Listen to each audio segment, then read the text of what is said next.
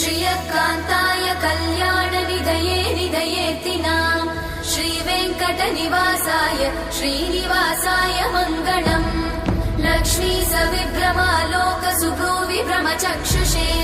चक्षुषे सर्वलोकानां वेङ्कटेशाय मङ्गलम्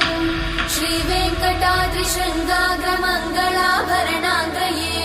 मङ्गलानां निवासाय श्रीनिवासाय मङ्गलम् सर्वावयव सौन्दर्य सम्पदा सर्वचेतसां सदा सम्मोहनायास्तु वेङ्कटेशाय मङ्गलम्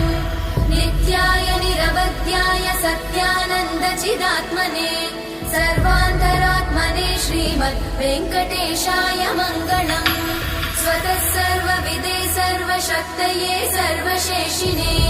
सुलभाय सुशीलाय वेङ्कटेशाय मङ्गलम्।